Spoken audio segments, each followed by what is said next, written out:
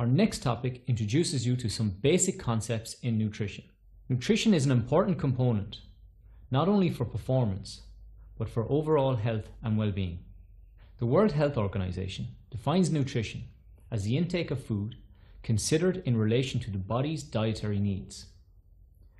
Good nutrition is an adequate, well-balanced diet combined with regular physical activity and is the cornerstone of good health.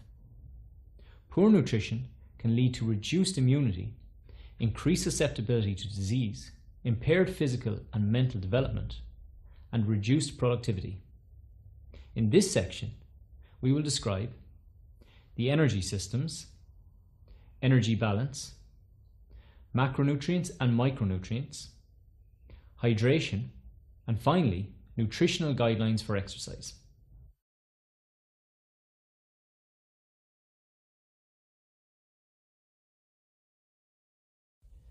Good nutrition has many important health benefits, which go beyond maintaining a healthy weight.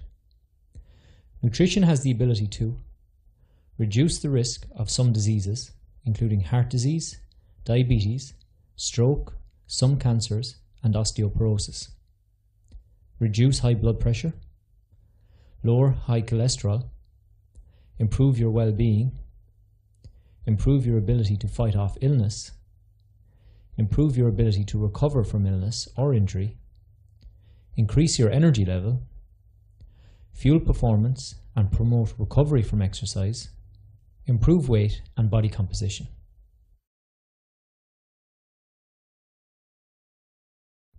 Energy in the human body is known as adenosine triphosphate, or ATP for short.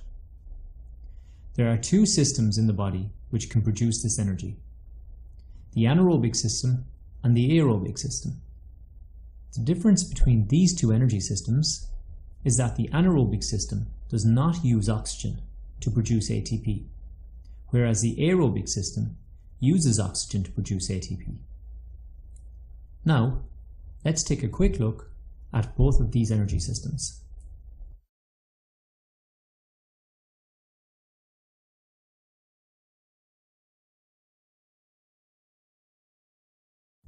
Anaerobic energy system. This system can produce energy very rapidly, but only for a short time. Due to this rapid energy production, it is predominantly used during high-intensity activities. There are two types of fuel used for this energy system. Creatine stores in the muscle. You may have heard of people supplementing creatine. This is to expand this fuel source and prolong the contribution of this energy system. Or carbohydrates stored in the muscle. Once creatine stores run out, the rapid fuel source is the body's store of carbohydrate in the muscle. This energy system can produce energy for up to 60 seconds. Once you have exhausted these fuel sources, a long rest period of 3 to 5 minutes should replenish them almost entirely. Remember, this system produces energy for high-intensity activities, but only for short durations. Here are 10 examples of sporting actions that will predominantly use the anaerobic energy system. Please click the numbers below to view the examples.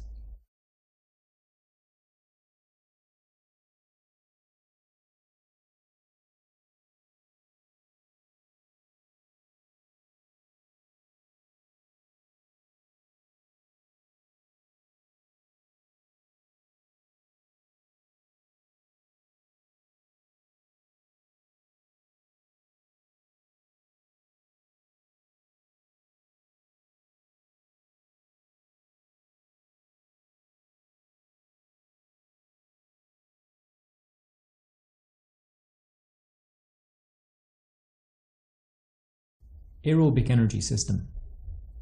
Unlike the anaerobic energy system, this system produces energy a lot slower, but in much greater amounts. Due to this, it is the preferred system for lower intensity, prolonged activities.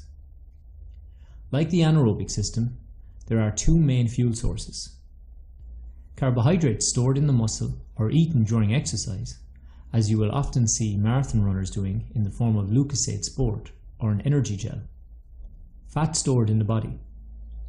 Fat is the slowest form of energy production in the body, but creates the largest amount.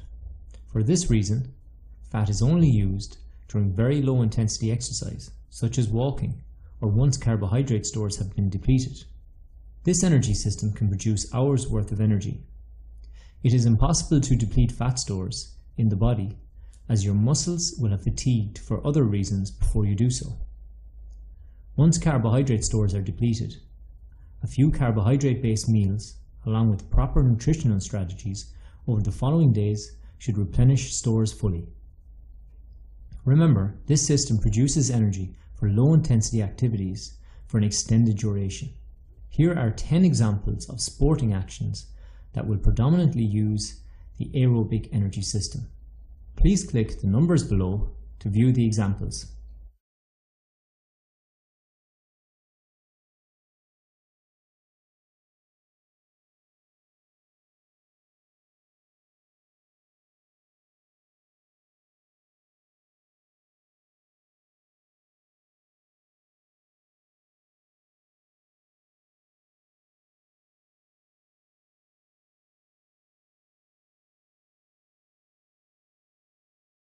Macronutrients. The energy content of food is known as calories, or kcal for short. Energy from food comes from three main groups known as macronutrients. The three energy providing macronutrients which you will have heard about are carbohydrate, protein and fat. However, before we delve into the function of each individual macronutrient, we must first establish how much energy they hold. See the table below for the energy content of each macronutrient for every 1 gram.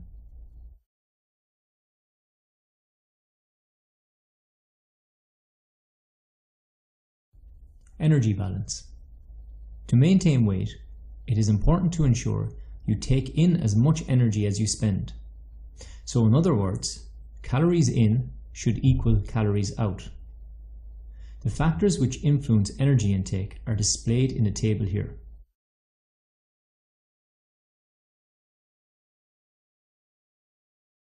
To maintain weight, the scales should be equal. You will eat the same number of calories that you use. To gain weight, you will eat more calories than you spend. To lose weight, you will need to expend more calories than you take in. A calorie restriction of between 200 and 500 calories per day is recommended for safe and effective weight loss.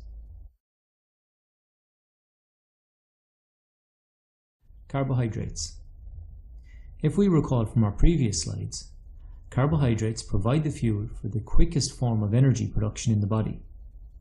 This macronutrient is broken down the quickest. It is therefore essential for high-intensity exercise, where a rapid supply of energy will be needed. Carbohydrates can be broken down into two groups: complex carbohydrates and simple carbohydrates.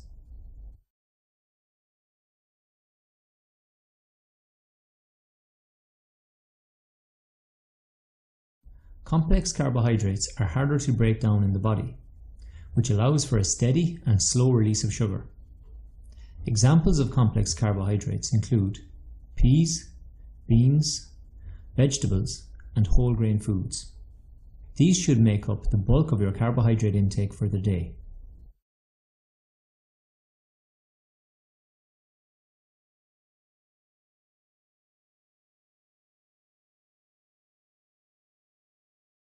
Simple carbohydrates, on the other hand, do not need to be broken down as much, so they are released into the body rapidly. These types of carbohydrates are often demonized, but they do have their place in the diet. A good time to eat simple carbohydrates are before and after exercise, as they provide a quick source of energy, so you can perform and recover from your activity.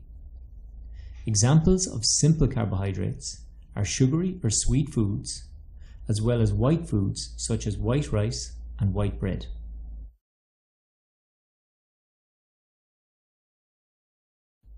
The role of carbohydrates include to provide energy, to store energy in the form of glycogen, intestinal health, and to spare protein and fat.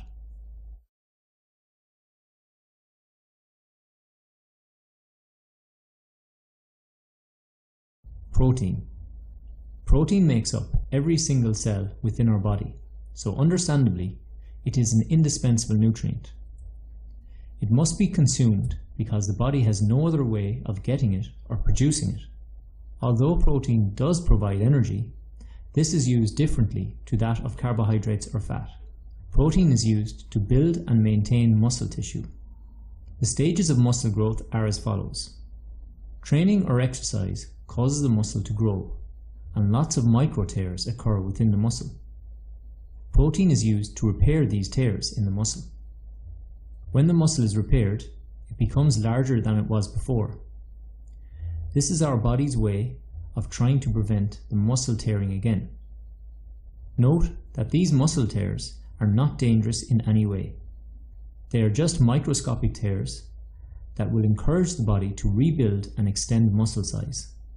Due to this, protein intake after exercise is essential to ensure full recovery and repair of the muscles.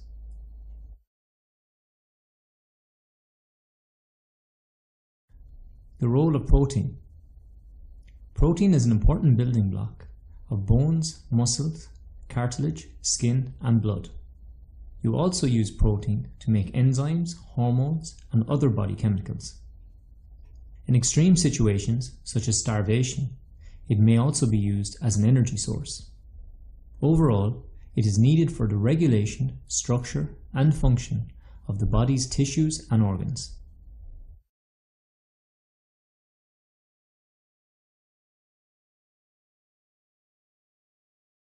Fat is the macronutrient which has been demonized by the media. However, this is not the case. Fat is an essential nutrient in the body. The reason it has a bad reputation is due to its higher energy value of 9 calories per gram compared to protein and fat, which is 4 calories per gram. Because of this, fat has been accused to be the sole reason for obesity. Although we know this is not the case, as long as you follow a healthy and balanced diet. Fat sources from food include oily fish, nuts, seeds, avocados, cheese, butter, and oils such as olive oil, coconut oil, or sunflower oil.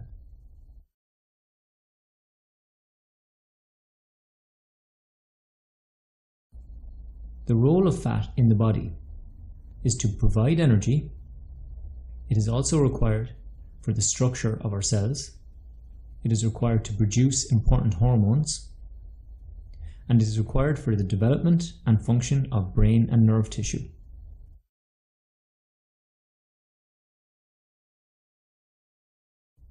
Recommended intakes.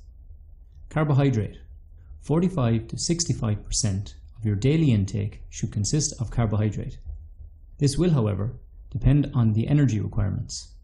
Strenuous activity will require higher carbohydrate intake. Protein. 10 to 35% of your daily intake should consist of protein.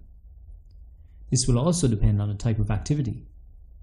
An intense resistance training session will require higher protein intake for recovery. Fat. 20 to 35% of your daily intake should consist of fat. This is a fluctuating intake depending on protein and carbohydrate requirements, but you should generally aim for 30%.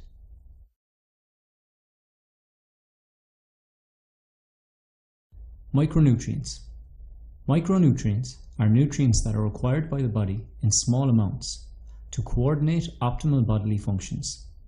They include nutrients such as minerals, for example, sodium, potassium, calcium, zinc, or copper, vitamins, and water.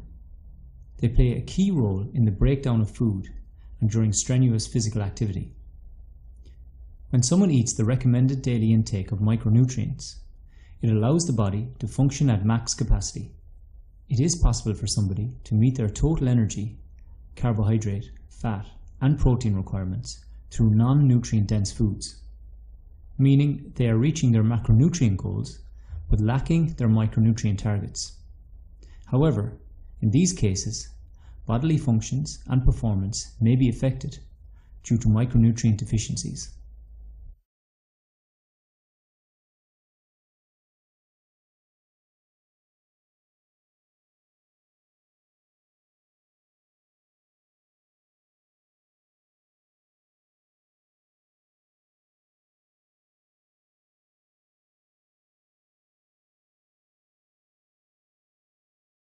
Nutrient-dense foods.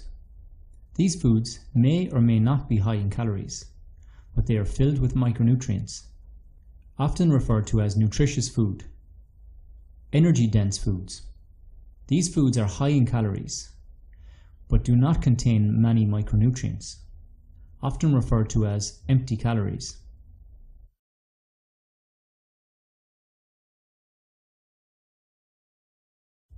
Health and colour. While meats and fish supply key micronutrients, the best source of vitamins and minerals are fruit and vegetables. A great way to promote nutrient-rich eating is to eat the colours of the rainbow. Colours like red, orange, green, blue, purple and white. Choosing fruits and vegetables with a wide range of colour schemes daily ensures diversity in the diet, and diversity is the best way to combat dietary deficiencies. Red. Tomatoes, watermelons, cherries, berries, red apples and red peppers. Orange and yellow. Carrots, apricots, peaches, oranges, mangoes and bananas. Green. Broccoli, lettuce, green apples and grapes. Blue and purple. Blueberries, plums, purple grapes. White. Cauliflowers, onions and potatoes.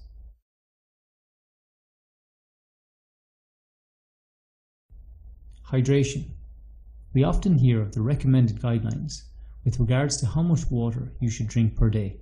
These guidelines can vary from 2 litres of water per day up to 3 litres per day. But why is this so important? If you look at the image displayed on the screen, you will see how much of our body weight is made up of water. Additionally, you can also see the incredibly vast water content of each individual organ.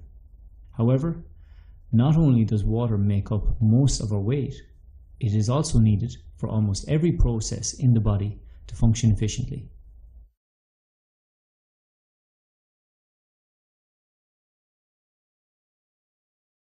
With this in mind, you can only imagine the negative effects being dehydrated would have on an individual. Listed below are a few of the many potential negative effects of dehydration: thirst, loss of appetite, impaired physical performance, nausea, emotional instability, difficulty in concentrating, impaired temperature control, and impaired heart function.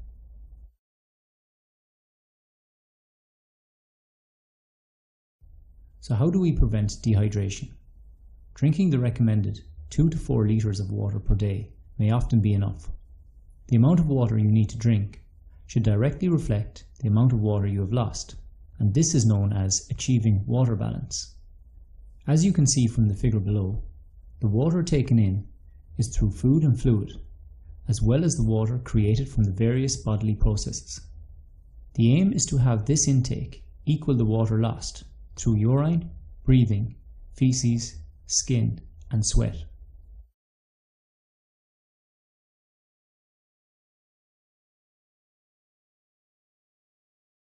Pre-exercise nutrition. Poor nutrition prior to activity can have several negative effects on subsequent exercise and performance.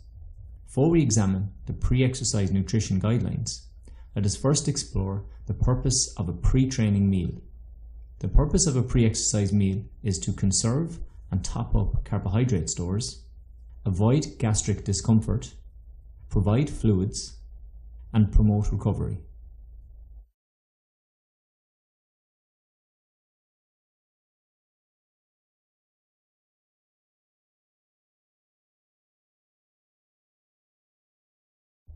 Now that we have examined the goal of the meal, let us consider how to achieve these goals. If we remember from our earlier slides, we discussed the 3 macronutrients: protein, carbohydrates, and fat. Each of these macronutrients and their subsequent effect on performance need to be considered when planning a pre-exercise meal. Carbohydrates. Ingesting these should be the focus of the meal. If we recall our section on the energy systems in the human body, carbohydrates were the main fuel source for high-intensity activity. Therefore, ensuring the body has adequate amounts of carbohydrate available is essential to be able to sustain activity at a high intensity. Protein. Protein should be included in our meal, but to a far lesser extent. Protein will not contribute to energy like carbohydrates, but instead aims to prevent muscle damage. This in turn will reduce soreness after exercise and aid in muscle growth. Fat. Fat should be avoided prior to exercise. This is because it is very difficult to break down, so it may cause discomfort in the stomach during exercise. Additionally, to avoid gastric discomfort, the experts suggest that people should avoid large amounts of fruits and vegetables in the pre-exercise period.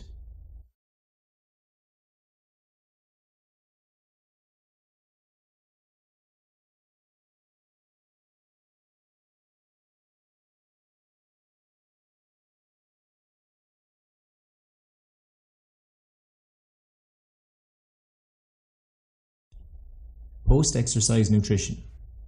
Proper nutrition after exercise is essential to both recover from that session and equally to prepare for the next. If you do not eat an adequate amount of food to promote recovery, it will affect your ability to perform at your best for the next session. There are three main reasons for adequate post-exercise nutrition. These are rehydration. If you remember our section on hydration, we explained why this is an essential part of recovery. Refill carbohydrate stores. After intense exercise or competition, the carbohydrate stores in your body will be running low and need to be topped up. This is essential to ensure you can perform exercise again the next day at the required intensity. Repair damaged muscles. When you train a muscle, it will cause many micro tears in the muscle tissues. When you eat sufficient protein after exercise, it is used as a building block to repair the muscle tissue.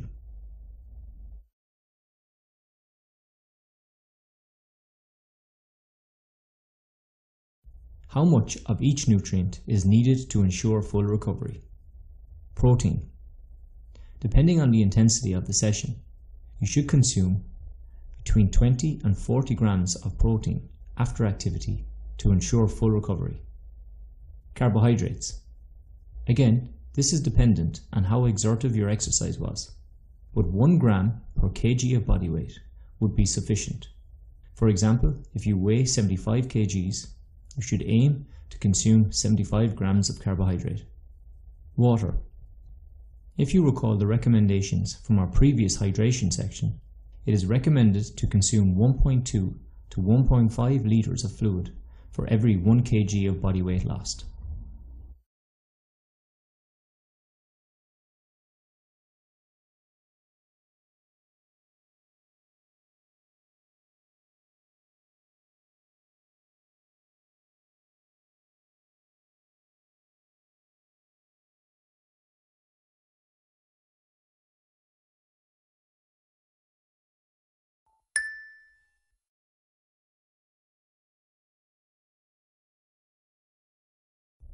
Can you select which foods are nutrient dense and which are energy dense?